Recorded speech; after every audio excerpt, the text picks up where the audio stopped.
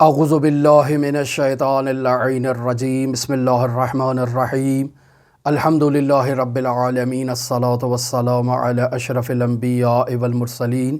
وعلی آلہ طیبین الطاہرین المعصومین الذین اذہب اللہ عنہم الرجس وطہرہم تطہیرا اللہم صلی علی محمد وآل محمد اللہم اخرجنا من الظلمات الوہم واکرمنا بنور الفہم اللہم افتح علینا ابواب رحمتک وانشر علینا خزائن علومک برحمتک یا ارحم الراحمین۔ عزیزان محترم، فلسفے اور عرفان کی ماہیت کے عنوان سے گزشتہ گفتگو ہم نے آپ کی خدمت میں بیان کی، اور یہ موضوع گفتگو ہمارا تھا کہ جب فلسفے اور عرفان کی ماہیت کا آپس میں تقابل کیا جاتا ہے اور مقابلہ کیا جاتا ہے اور ان کا آپس میں جائزہ لیا جاتا ہے،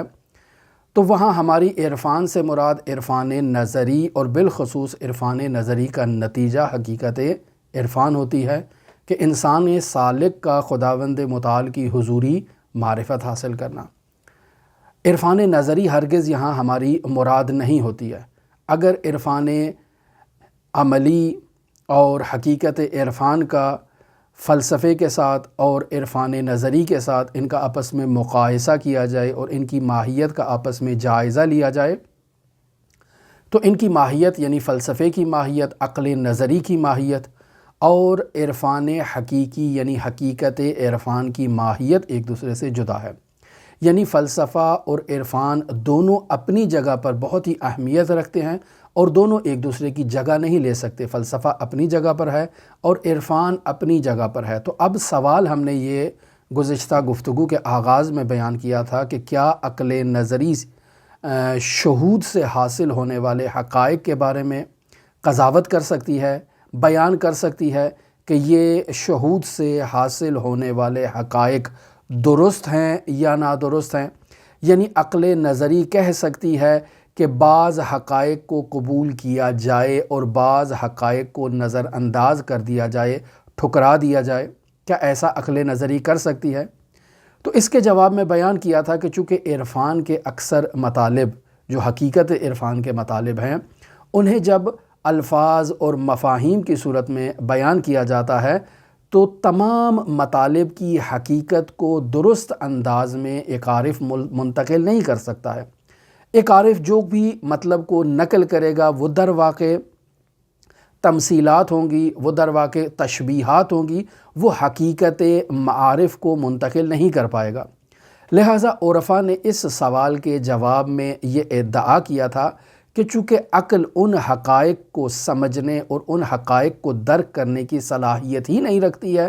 لہٰذا عقل کو یہ حق حاصل نہیں ہے کہ وہ شہود سے حاصل ہونے والے حقائق کے بارے میں قضاوت کرے اور اپنا فیصلہ دے کہ یہ حقائق درست ہیں یا نادرست ہیں، کن حقائق کو قبول کیا جائے اور کن حقائق کو نظر انداز کیا جائے۔ یہاں ہم نے آیت اللہ مصباح نے در واقع مثال کے طور پر اس قضیے کو بیان کرنے کی کوشش کی ہے اور بیان کیا ہے کہ وحدت الوجود کا ایک نظریہ ایسا ہے کہ جس نظریے کی حقیقت تک ایک عارف اپنے شہود سے اور اپنی حضوری معرفت کے ذریعے سے ایک عارف وحدت الوجود تک پہنچتا ہے۔ تو سوال یہ پیدا ہوتا ہے کہ کیا عقل نظری وحدت الوجود کا انکار کر سکتی ہے یا نہیں کر سکتی؟ تو یہاں آیت اللہ مصباح 4 تفاسیر وحدت الوجود کی بیان کر رہے ہیں۔ پہلی تفسیر آیت اللہ مصباح یوں بیان کر رہے ہیں کہ وحدت الوجود کا یہ مطلب ہے کہ علم الہی کے باہر کوئی چیز بھی اپنا وجود نہیں رکھتی ہے۔ میں اس کو مثال کو اپنے ذہن کے ساتھ تطبیق کرتا ہوں۔ مثلا میرا ذہن ہے اور میرے ذہن میں بہت سارے اشیاء کے حقائق موجود ہیں۔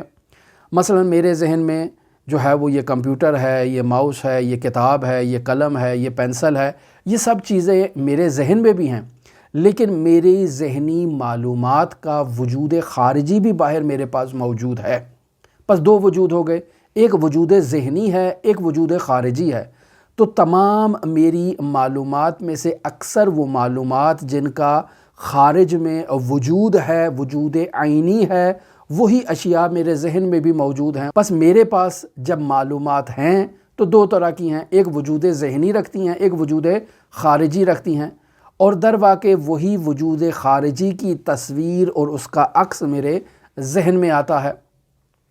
لیکن حقیقت شے جو ہے وہ خارج میں موجود ہے اور اس کا ایک اپنا مستقل وجود ہے۔ یہاں یہ وحدت الوجود سے کہنا چاہ رہے ہیں کہ وہ حقائق جو خداوند متعال کے پاس موجود ہیں، یعنی علم الہی میں موجود ہیں، وہ صرف علم الہی میں موجود ہیں۔ علم الہی سے ہٹ کے خارج میں اس دنیا میں ان کا کوئی موجود نہیں ہے، یعنی ان کا کوئی وجود نہیں ہے۔ بس یہ جو چیزیں ہم موجودات کے عنوان سے جن کے نام رکھے جاتے ہیں، جنہیں موجود کہا جاتا ہے، اس نظریے کے مطابق یہ سب ہمارے توہمات ہیں، سب خیالات ہیں۔ در واقع خارج میں کوئی چیز موجود نہیں ہے۔ جو چیز بھی وجود رکھتی ہے وہ علم الہی میں ہے، اور علم الہی کے علاوہ کوئی چیز خداوند متعال کے مد مقابل مستقل اپنا وجود نہیں رکھتی ہے۔ اور یہ اس وحدت الوجود سے یہ بیان کرنا چاہتے ہیں کہ اگر موجودات علم باری تعالیٰ سے ہٹ کے خارج میں اپنا مستقل وجود رکھتی ہوں تو یہ کثرات در واقع شریک باری قرار پائیں گی، جو کہ محال ہے۔ اس نظریے کو بیان کیا گیا، اور یہ نظریہ ظاہراً درست نہیں ہے وحدت الوجود سے متعلق۔ وحدت الوجود سے متعلق ایک دوسری تفسیر بھی کی گئی، اور آیت اللہ مصباح فرماتے ہیں کہ وحدت الوجود سے مراد یہ ہے کہ یہ تمام موجودات علم باری تعالیٰ میں اپنا وجود رکھتے ہیں، اور علم باری تعالیٰ سے ہٹ کے عالم خارج میں ان کا کوئی وجود نہیں ہے۔ لیکن پہلے نظریے میں کہا گیا تھا کہ یہ سب موجودات جو ہم دیکھ رہے ہیں یہ سب توہمات ہیں، یہ خیالات ہیں۔ یہاں کہہ رہے ہیں کہ یہ توہمات اور خیالات نہیں ہیں، بلکہ یہ ایک قسم کی قصرات ہیں جو وحدت کے اندر پائی جاتی ہیں، اور وحدت سے ہٹ کے ان قصرات کا کسی قسم کا کوئی تعلق نہیں ہے۔ یہ نظریہ پہلے نظریے سے قدر بہتر ہے، یعنی لا عقل عالم خارج میں کثرت کو ایکسیپٹ تو کر رہا ہے، لیکن یہ کہہ رہا ہے کہ یہ کثرات در واقع اس وحدت کی تجلی ہیں اور اس کے علاوہ کچھ نہیں ہے۔ تیسرا نظریہ جو وحدت الوجود کے بارے میں بیان کیا جاتا ہے، آیت اللہ مصباح فرما رہے ہیں کہ یہ تشریح شہرت رکھتی ہے، اور اس تشریح کے مطابق سالک جب سیر و سلوک میں اپنے سفر کے انتہا تک پہنچتا ہے اور فنا کے مقام پر پہنچ جاتا ہے تو اس مقام پر پہنچ کر سالک کا وجود بھی فانی ہو جاتا ہے اور صرف اس کا نام باقی رہتا ہے۔ لہٰذا وہاں اس مقام پر پہنچ کے یہ سالک اس نقطے کی طرف متوجہ ہوتا ہے کہ خدا کے علاوہ اور کسی موجود کا وجود نہیں ہے، سب موجودات فنا ہو چکی ہیں اور ان کے نام باقی ہیں اور ان کا وجود باقی نہیں ہے، سب خداوند متعال میں محو ہو چکی ہیں۔ یہ ایک نظریہ بیان کیا گیا وحدت الوجود کا اور عرفانی اصطلاح کے مطابق۔ وحدت الوجود کا ایک چوتھا نظریہ آیت اللہ مصباح یہاں بیان فرما رہے ہیں اور فرماتے ہیں کہ اگر دیکھا جائے تو یہ نظریہ باقی تین نظریوں کی نسبت اعتدال رکھتا ہے، معتدل نظریہ ہے۔ آیت اللہ مصباح فرماتے ہیں کہ سالک سیر و سلوک میں سفر کرتے ہوئے ایک ایسے مقام پر پہنچتا ہے کہ اس مقام میں وہ خداوند متعال کے سوا اور کسی چیز کو مشاہدہ نہیں کرتا ہے۔ اس کی نظر میں تمام کی تمام موجودات خود خداوند متعال میں فنا ہو چکی ہیں اور محو ہو چکی ہیں۔ اب جب موجودات خداوند متعال میں محو اور فنا ہو چکی ہیں تو سالک وہاں جس چیز کو مشاہدہ کرتا ہے وہ حقیقت حق متعال ہے اور اس کے علاوہ کسی چیز کو مشاہدہ نہیں کرتا ہے۔ تمام چیزیں حضرت حق متعال میں اور خداوند متعال میں محو ہو چکی ہیں، اور مثال آیت اللہ مصباح اس کی یہ بیان کرتے ہیں کہ اس مقام پر سالک گویا کہ ایسے تمام موجودات کو خداوند متعال میں محو مشاہدہ کرتا ہے جیسے ایک کمزور نور کو سورج کے سامنے مشاہدہ کیا جائے اور اس کی شعاؤں کے سامنے مشاہدہ کیا جائے۔ مثلا آپ ایک 0 واٹ کا بلب ہے، اس کی اپنی روشنائی ہے، اپنی اس کی ایک جو ہے وہ نور ہے۔ جب آپ اس 0 واٹ کے بلب کو سورج کے سامنے کر کے روشن کرتے ہیں اور سورج کو دکھاتے ہیں کہ تو بھی نور ہے، یہ بھی نور ہے، اس بلب کو جیسے ہی آپ نے روشن کیا تو یہ بلب روشن تو ہو گیا، آپ کو اس بلب کی زردی دکھائی دے رہی ہے یا اس بلب سے سفیدی دکھائی دے رہی ہے، لیکن نور نہیں ہے۔ کیوں؟ چونکہ اس بلب کی تمام روشنائی جو ہے وہ سورج کے نور کے آگے محو ہو چکی ہے اور فنا ہو چکی ہے۔ لیکن اسی 100 واٹ کے بلب کو جب آپ کمرے کے اندر اور ایک تاریک کمرے کے اندر لے آئیں تو دیکھیں کیسے وہ تاریک کمرہ جو ہے وہ روشن ہو جاتا ہے اور تمام جگہ نور ہی نور ہوتا ہے اسی 100 واٹ کے بلب سے۔ پس آپ دیکھیں کہ کمرے کے اندر اگر اندھیرے کے اندر اس 100 واٹ کے بلب کو لگایا جائے تو یہ تمام کمرے کو روشنائی دے دیتا ہے، لیکن جیسے ہی اس کو آپ نے سورج کے سامنے کیا تو اس کی تمام روشنائی جو ہے وہ سورج کے آگے محو ہو چکی ہے اور فنا ہو چکی ہے اور اپنا کوئی نور سورج کے سامنے یہ ظاہر نہیں کر رہی ہے۔ تو وحدت الوجود کے اس نظریے کے مطابق تمام موجودات خداوند متعال کے حضور اسی طرح سے فانی ہو جاتی ہیں، اسی طرح سے محو ہو جاتی ہیں اور اپنا وجود کھو بیٹھتی ہیں، جیسے یہ نور سورج کی روشنائی کے سامنے اپنا نور کھو بیٹھتا ہے۔ آیت اللہ مصباح فرما رہے ہیں کہ یہ وحدت الوجود کی تفسیر جو ہے یہ اعتدالی تفسیر ہے اور معتدل تفسیر ہے، لیکن اسے بھی آیت اللہ مصباح قبول نہیں کر رہے ہیں۔ آیت اللہ مصباح نیچے وحدت الوجود کی ایک اور تفسیر کو بیان فرماتے ہیں، لیکن فرماتے ہیں کہ ایسے مسائل کہ فلسفہ اور عرفان میں جن مسائل میں اختلاف پایا جائے، جیسے یہی وحدت الوجود کا مسئلہ آیت اللہ مصباح نے بطور مثال پیش کیا ہے، تو آیت اللہ مصباح فرماتے ہیں کہ وہ افراد جو عرفان کے مخالف ہیں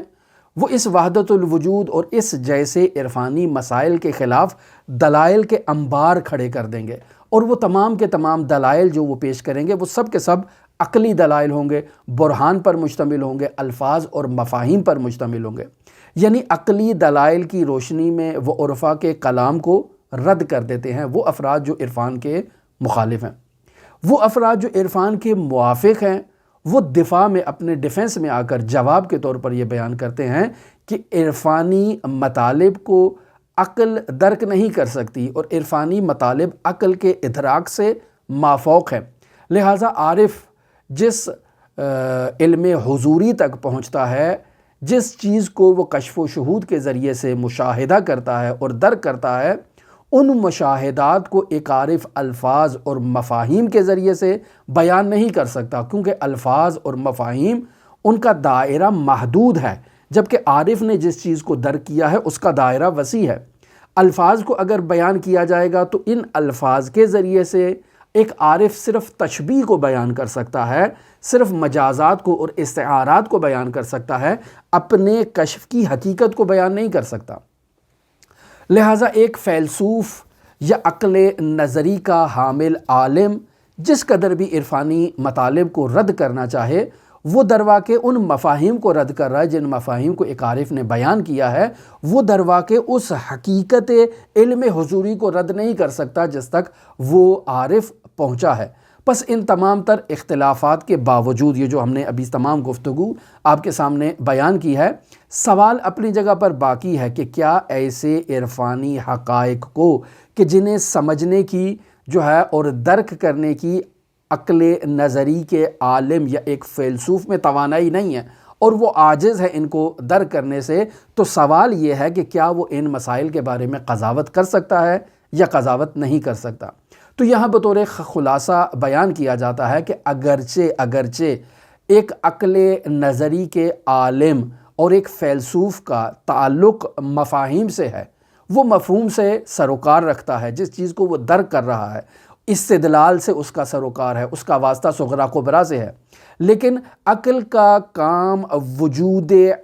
عینی کی حقیقت کو پہچاننا ہے، یعنی ایک وجود کی حقیقت کو پہچاننا یہ عقل کا کام ہے، لیکن اس وجود حقیقی کا جو مصداق خارجی باہر موجود ہے اس کی کنہ کو پہچاننا عقل اس سے عاجز ہے اور عقل اس کی پہچان کا کام نہیں کرتی ہے۔ تو جب عقل ایک خارج میں موجود وجود کی کنہ حقیقت کو پہچاننے سے عاجز ہے تو پھر عقل خداوند متعال کی کنہ کو کیسے پہچان سکتی ہے اور کیسے اس کے بارے میں قضاوت کر سکتی ہے؟ لہٰذا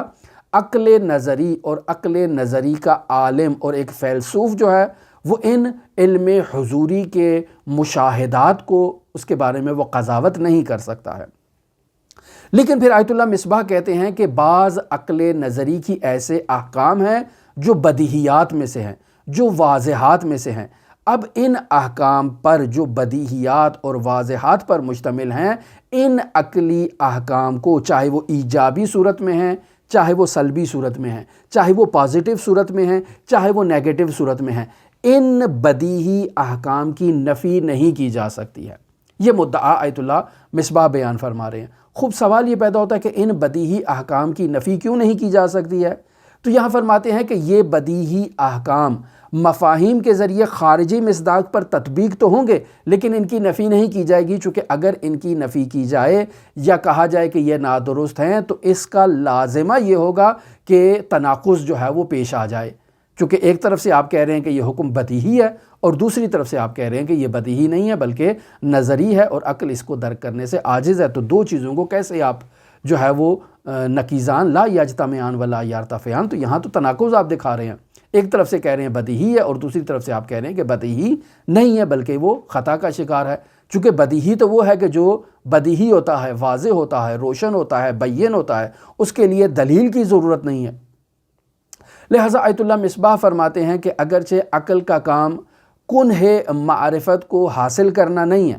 یہ عقل کا کام نہیں ہے، لیکن عقل معرفت بالوجہ، جسے معرفت اجمالی کہا جائے، عقل اس معرفت بالوجہ تک پہنچ سکتی ہے اور اس کے معتبر ہونے میں تردید نہیں کی جا سکتی کہ عقل نے اجمالی معرفت حاصل کر لیا۔ اب واپس لوٹتے ہیں وحدت الوجود کی طرف اور فرماتے ہیں کہ وحدت الوجود کے بارے میں اگر قضاوت کرنا مقصود ہو اور کہا جائے غیر خدا کے وجود کی نفی کی جائے، یعنی جتنا بھی وجود ہے اللہ کے علاوہ، جتنی بھی آپ موجودات مشاہدہ کر رہے ہیں، آپ کہیں کہ یہ سب توہمات ہیں، سب خیالات ہیں، یہ نظریہ پیش کر دیں،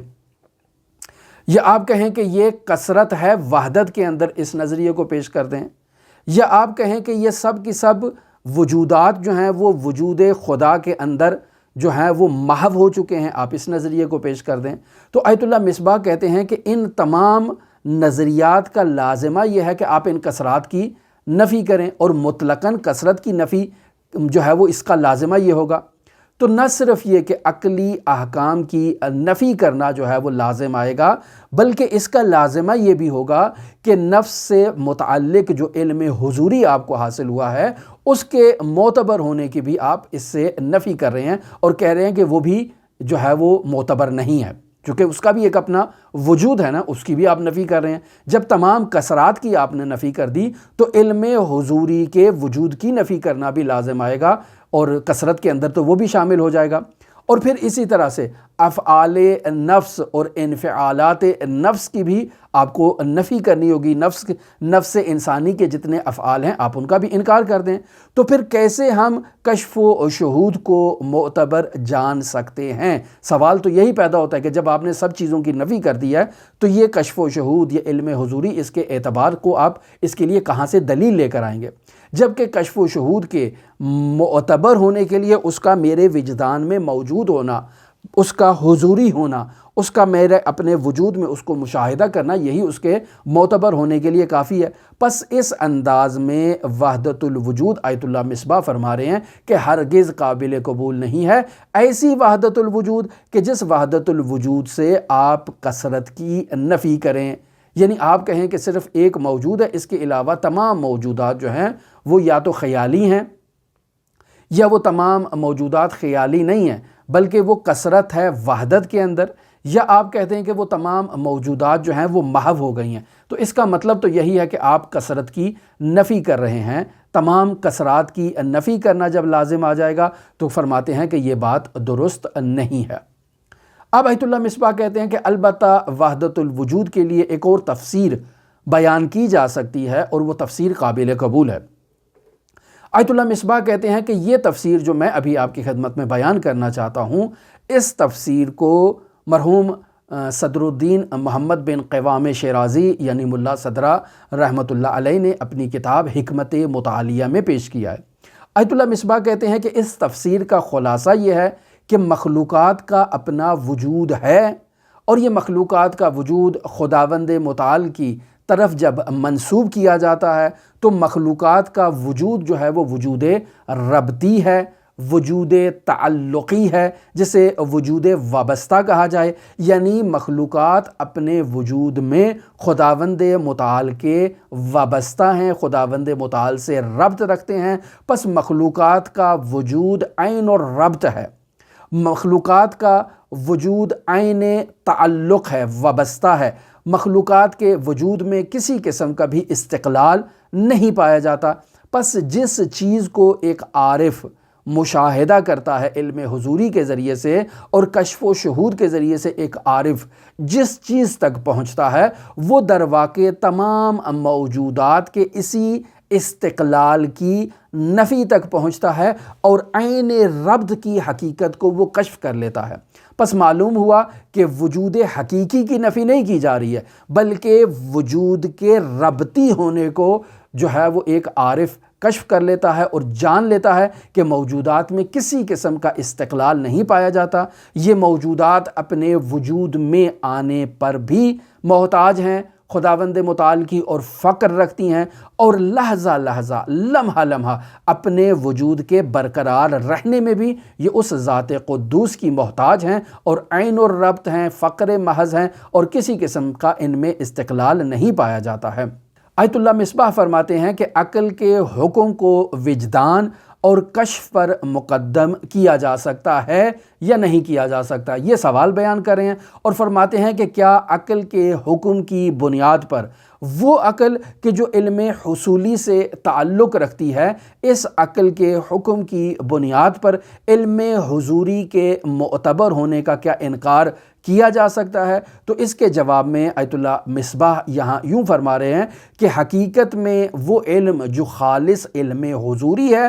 اس کے خود اس علم حضوری کی واقعیت کو کشف کر لینا، اس علم حضوری کی حقیقت تک پہنچ جانا، یہ ایک ایسی چیز ہے کہ جس میں کسی قسم کی کوئی خطا نہیں پائی جاتی ہے۔ اگر انسان اس علم حضوری کی حقیقت تک پہنچ جائے تو وہ بالکل درست ہے، لیکن بطور معمول ایسا ہوتا ہے کہ جب انسان اس علم حضوری کی تفسیر کرتا ہے تو وہ اپنی ذہنی معلومات کو مد نظر رکھتے ہوئے اس علم حضوری کی تفسیر کرتا ہے جو تبدیل ہو جاتا ہے علم حضوری علم حصولی کے اندر۔ تو آیت اللہ مصباح فرما رہے ہیں یہاں پر کہ اکثر جو چیز قابل مشاہدہ ہے کہ ان دونوں کے درمیان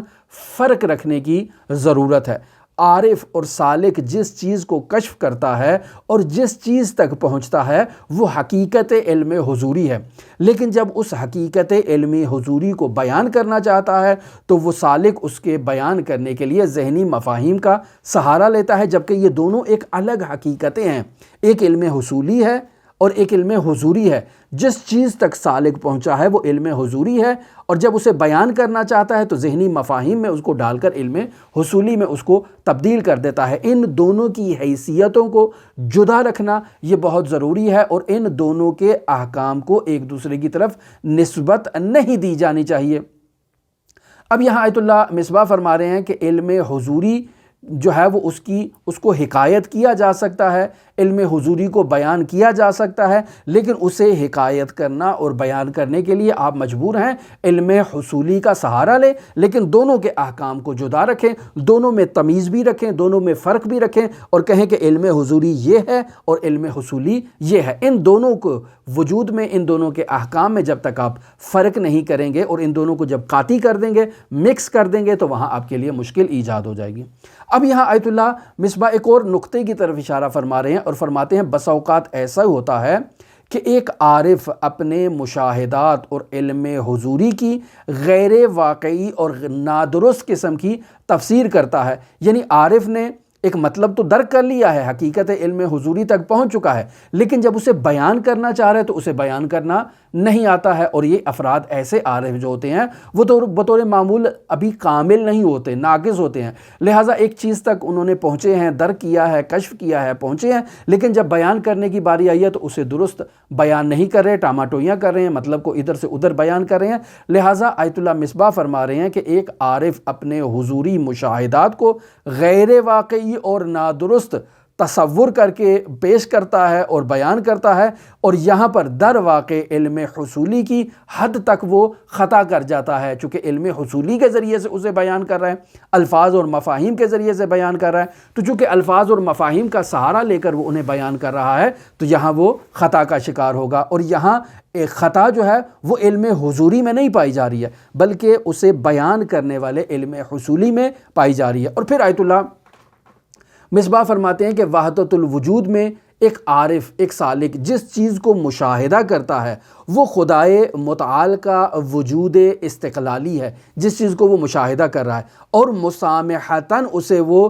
وجود حقیقی سے یاد کرتا ہے اور بیان کرتا ہے۔ اسی بنیاد پر ایک عارف جب باقی موجودات کے وجود کی حقیقت کو مشاہدہ کرتا ہے تو ان کی نفی کر دیتا ہے۔ یہاں علم حضوری سے متعلق افراد کے لیے حاصل ہونے والے جتنے بھی مکاشفات ہیں، ان مکاشفات کے بارے میں آیت اللہ مصباح فرما رہے ہیں کہ بزرگان اسلامی نے اس نقطے کو واضح طور پر بیان کیا ہے کہ بعض عرفاء کے مکاشفات ضروری نہیں ہے کہ رحمانی ہوں، بلکہ شیطانی بھی ہو سکتے ہیں، نامعتبر بھی ہو سکتے ہیں، چونکہ مکاشفات شیطانی ہیں۔ یہ مکاشفات شواہد کے ساتھ ان کی تشخیص دی جا سکتی ہے کہ کس عارف کو جو مکاشفات ہو رہے ہیں وہ رحمانی ہیں یا شیطانی ہیں۔ اب سوال یہ پیدا ہوتا ہے کہ معیار کیا ہے؟ تو معیار فرماتے ہیں کہ قرآن و اطرت ہے، یعنی انسان قرآن و اطرت میں بیان شدہ یقینی دلائل کی روشنی میں ان مکاشفات کے درست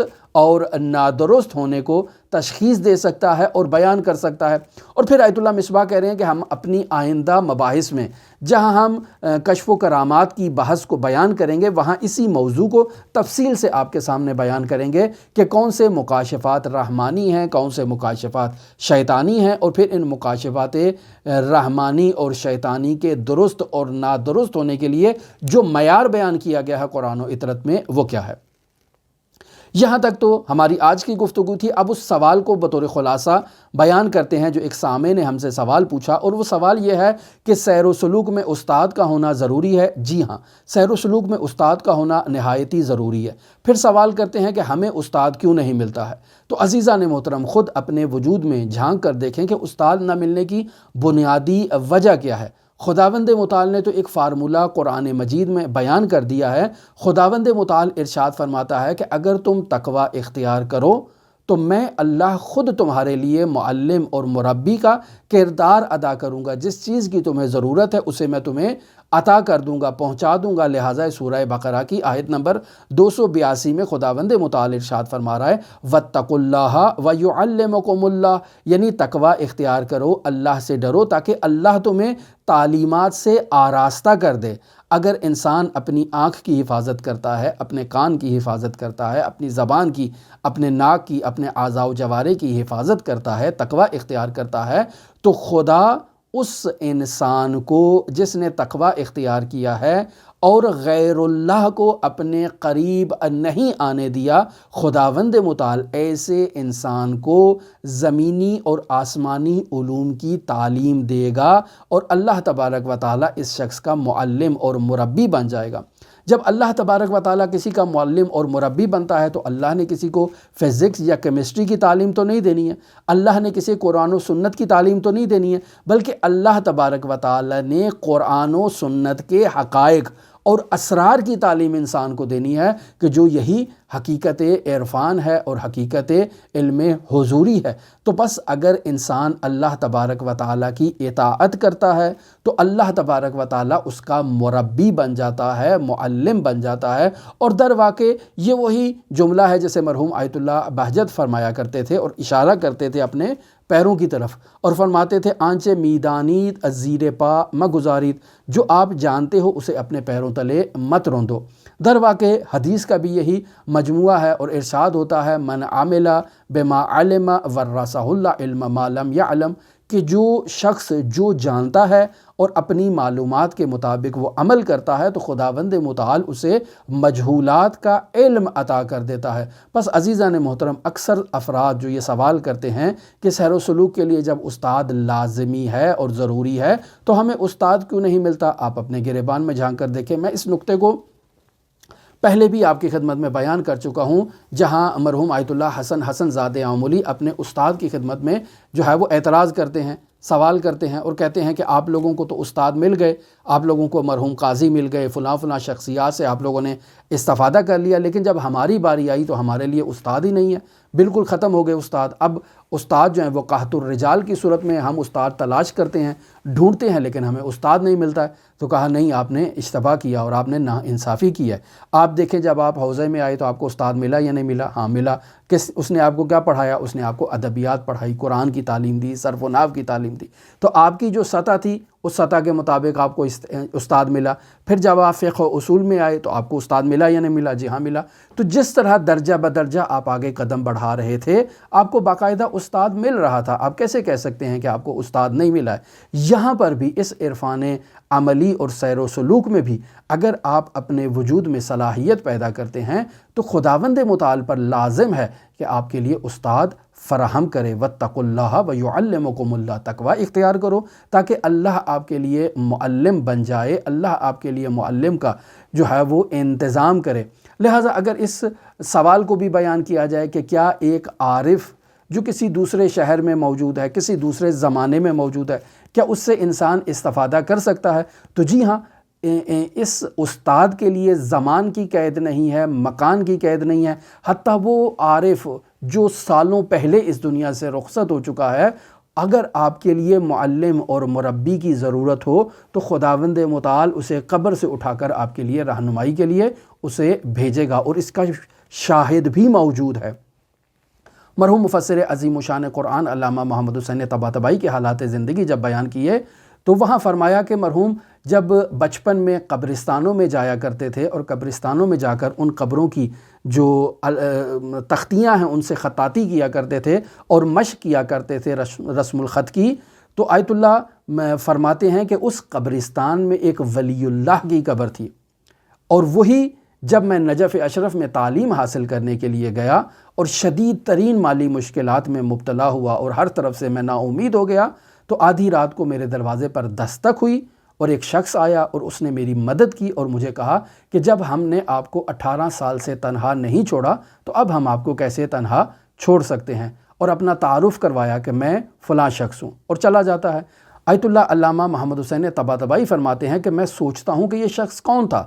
اور اس سوچ کے نتیجے میں اس نتیجے پر پہنچتا ہوں کہ وہ بچپن میں قبرستان میں جب ہم مشق کرنے کے لیے جاتے تھے تو اس شخص نے جو اپنا نام بتایا ہے وہ اسی قبرستان میں مدفون اللہ کا ولی تھا، جس نے ہمارا جو ہے وہ اس مشکل وقت میں تعاون کیا اور مدد کی آ کر، اور مالی مدد کی۔ اور پھر اس نے جو مجھے کہا کہ 18 سال سے آپ کو ہم نے تنہا نہیں چھوڑا، اب ہم آپ کو کیسے تنہا چھوڑ سکتے ہیں؟ تو علامہ طباطبائی نے اس کا حساب کیا کہ 18 سال سے کیا مراد ہے، تو تمام محاسبات کا نتیجہ یہ نکالا کہ جب میں نے عمامہ پہنا تھا اور لباس مقدس روحانیت سے جب میں آراستہ ہوا تھا، اس مدت سے آج تک مکمل 18 سال ہو چکے ہیں، اور اس کی مراد یہی ہے کہ جب تم امام زماں کے لشکر میں شامل ہوئے ہو اس وقت سے ہم نے تمہارے سر پر ہاتھ رکھا ہے، تو جب ہم تمہیں 18 سال سے تنہا نہیں چھوڑا تو اب تمہیں ہم کیسے تنہا چھوڑ سکتے ہیں؟ تو عزیزان محترم، ایک عارف سے استفادہ کرنے کے لیے زمان اور مکان کی قید نہیں ہے۔ انسان ایک عارف سے استفادہ کر سکتا ہے، اور وہ عارف انسان کو روحانی معلومات پہنچا سکتا ہے بِإِذْنِ اللہ۔ اس قید کو مد نظر رکھیں کہ اللہ کے حکم سے۔ لہٰذا خداوند متعال جو ارشاد فرما رہا ہے وَاتَّقُوا اللَّهَ وَيُعَلِّمُكُمُ اللَّهُ، تقوی اختیار کرو تاکہ اللہ تمہارے لیے معلم اور مربی کا کردار ادا کرے، وہی اللہ انسان کے لیے استاد کا انتظام کرتا ہے، بشرطے کہ انسان اپنی خودی کو بلند کرے۔ لہٰذا اقبال نے کیا خوب کہا کہ خودی کو کر بلند اتنا کہ ہر تقدیر سے پہلے خدا بندے سے خود پوچھے بتا تیری رضا کیا ہے۔ ہماری دعا ہے کہ خداوند متعال ہمیں ان نورانی معارف کو سمجھنے کی توفیق عطا فرمائے۔ ہماری دعا ہے کہ منجی عالم بشریت حضرت صاحب العصر والزمان کے ظہور میں تعجیل فرمائے۔ آج جمعہ کا دن ہے، امام زمان اجل اللہ تعالی فرجہ الشریف سے متعلق یہ دن ہے۔ خداوند متعال حضرت صاحب العصر والزمان کو ہم سے راضی و خوشنود فرمائے اور ان کے ظہور میں جلد از جلد تعجیل فرمائے۔ آپ تمام مؤمنین کے لیے امام رعوف امام علی ابن موسیٰ رضا کی نورانی بارگاہ میں نائب و زیارہ بھی ہیں اور دعا گو بھی ہیں۔ اللہم صلی علی محمد و آل محمد وعجل فرج قائم آل محمد۔